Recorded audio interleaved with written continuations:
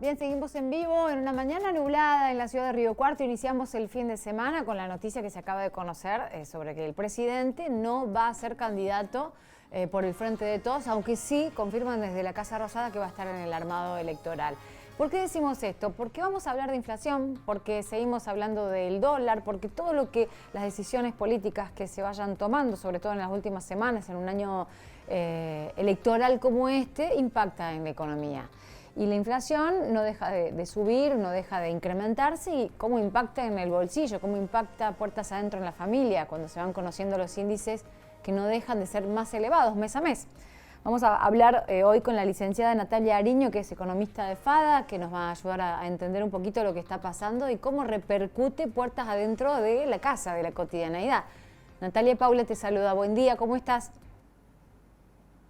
Hola, muy buen día, Paola. Muy bien, ¿ustedes? Bien, bueno, ¿cómo entendemos el impacto de la inflación en la economía familiar? Y esto que decía recién, ¿no? Todo lo que va sucediendo, puertas adentro en la Casa Rosada, repercute puertas afuera, digo, políticamente, económicamente. ¿Por qué las decisiones políticas se traducen después en el mercado? Y bueno, justamente porque entra también en juego mucho lo que es las expectativas en el mercado ante la falta de respuestas o incluso hasta acciones de la política que no van en consonancia con resolver problemas que hay en el país y que está afectando a toda la población. Bien decías, bueno, la semana pasada se conoció el dato de inflación, que ya todos creo que lo hemos escuchado, es 7,7% para el mes de marzo, que si bien se esperaba una inflación alta, la verdad que nos sorprendió a todos, llegando al 7,7 y alcanzando un 104% interanual. Es decir, que bueno, ya las proyecciones se han ajustado, las expectativas de inflación de este año están muy lejos de que bajen, si no hay ningún parámetro para poder pensar que la inflación va a bajar, sino que se proyecta, mejor dicho, en un piso del 110% o un 120%, si todo se hace relativamente bien, si no pasa nada raro. Y bueno, ¿cómo impacta esto en la vida cotidiana de todas las personas? Bueno, todos sabemos lo que significa la inflación cuando vamos a comprar al súper, al kiosquito de la esquina, cuando tenemos que pagar las cuotas de las cosas, que cada vez nos cuesta más. Y bueno, el problema de fondo ahí termina siendo es que los pesos, nuestro dinero, el peso argentino, cada vez pierde más valor. ¿Sí? Por eso cada vez necesitamos más cantidad de pesos para comprar exactamente lo mismo que hace un mes atrás o hace años atrás. Nosotros en FADA, por ejemplo, todos los meses hacemos el changómetro, en donde analizamos la cantidad de dinero que necesitas hoy para comprar lo mismo que hacía, por ejemplo, casi 6 años atrás o años atrás. En el caso de los alimentos, por ejemplo, si en diciembre del 2017 gastábamos 1.000 pesos en la compra de una compra X Sí. de alimentos, hoy esa misma compra nos cuesta unos 12.600 pesos. Es decir, el costo se multiplicó por 12, ¿sí? En menos de 6 años. Y lo mismo con el caso de la vestimenta, es otro rubro que tomamos como ejemplo, que de hecho fue uno de los que más Aumentó, aumentó según el en el INDEC, año que sí. pasó. Así es. Bueno, también, si compramos con 1.000 pesos una prenda de vestir en el 2017, hoy esa misma prenda nos cuesta unos 13.600 pesos también. Es decir, que el costo se multiplicó por 13. Entonces, bueno, si uno dice cómo impacta y solamente tomamos dos rubros, si nos Claro. ponemos a ver otro rubro, eh, terminan como convergiendo a la misma conclusión. No termina siendo el problema de un producto en particular o de un rubro, sino que ya es de toda la economía y que ya hace rato que viene siendo así. Entonces, bueno, por ahí uno piensa en los hogares donde hay menores ingresos, lo que más fuerte pega es el aumento de los precios, porque la mayor proporción del gasto va destinado a los alimentos. Sí, o lo que es la canasta básica. Estaba viendo esto, ¿no? Que volvió a incrementar, que está en 191.000 pesos. A veces otras mediciones arrojan 195.000 pesos, la básica total. Que una persona necesitó 61.800 pesos para no caer bajo la pobreza. Que un hogar de 3 personas compuesto por una mujer de 35 años, hijo de 18 y una madre de 61, por ejemplo, requirió de 152.000 pesos en enero para no ser pobre. Y pensaba lo que decías, Nati, esto de los costos se incrementan y los salarios o los ingresos no van al mismo ritmo. Después, a esta altura del partido del año, empieza todo lo que tiene que ver con las paritarias, con los acuerdos, ¿no? ¿Y qué pasa cuando un gremio arregla por el 90%, ¿no? O el 60%, o el 40%? Esto es una rueda que trae más inflación. ¿Cuál es el comportamiento y cuál sería lo óptimo? ¿Cuándo arreglar? ¿Cómo correr siempre por atrás de la inflación?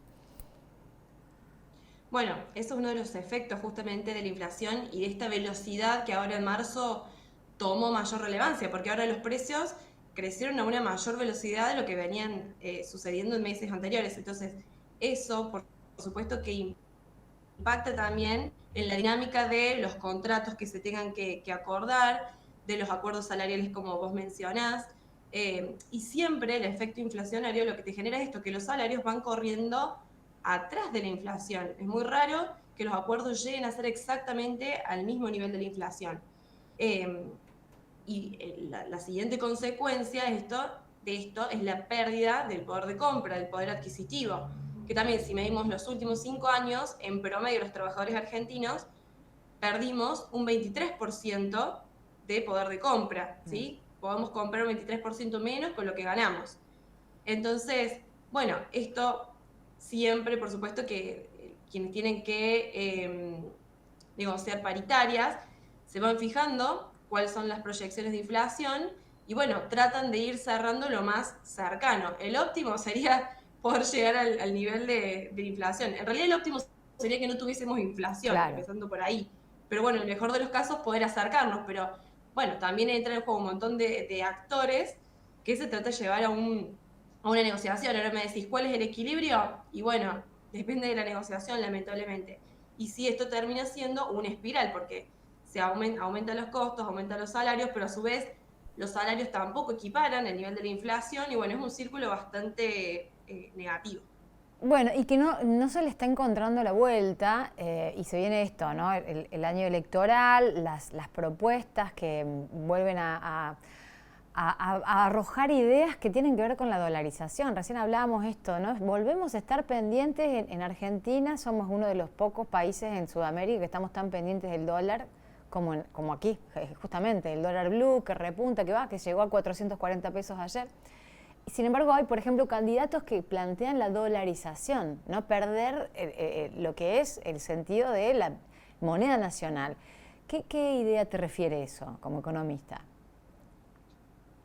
Mira, yo creo que en primer lugar, más que pensar en una dolarización u otra alternativa, es tratar de solucionar los problemas que tenemos con nuestro peso. Como te decía recién, el peso va perdiendo valor día a día, mes a mes, año a año. ¿Pero por qué? Porque justamente se están llevando a cabo políticas erróneas, que de hecho países vecinos, Uruguay, Paraguay, Bolivia, Chile, por mencionarte los que tenemos más cerca, ya han aprendido de eso y de hecho no tienen la inflación que tenemos nosotros. La inflación que nosotros tuvimos en marzo, quizás ellos lo van a tener en el año 2023 completo. Bueno, pero ¿qué aprendieron ellos? Que su gobierno, su país, tiene que gastar lo que tiene, no puede gastar más de lo que tiene como ingreso. Es como cualquier casa, como cualquier hogar. Llega un punto que si vos gastas más de lo que ganás, vas a tener que pedir prestado seguramente. Y va a llegar un punto que ya no vas a poder pedir prestado, a menos de que no acomodes tus cuentas. Lo que pasa es que ya se pidió prestado, entonces ¿cómo haces para honrar la deuda? Claro, ya no hay más. Ya no hay más margen. Claro. Pero antes de empezar a pedir prestado, lo ideal hubiese sido que empezaran a acomodar las cuentas fiscales, ¿sí? Poder achicar y, te diría, eliminar el déficit fiscal, que es la causa por la que el gobierno tiene que estar, el gobierno y también el Banco Central, por supuesto, tiene que estar emitiendo dinero para cubrir ese déficit fiscal y es lo que termina generando la inflación. Esto ya lo han entendido los países vecinos y los países del mundo.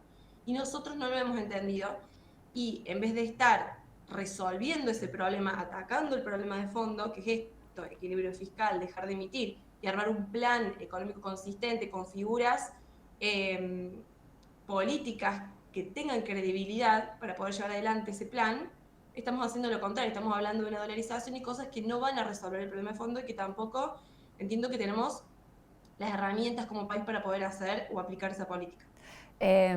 ¿Cómo ves políticamente? ¿Hay figuras que representen y que entiendan esto que estás planteando vos tan claramente, que hay formas de suspender, frenar, bajar la inflación, esto que hicieron países vecinos, por ejemplo? ¿Hay figuras que encarnen un proyecto económico que nos ayude a frenar con esta debacle? El tema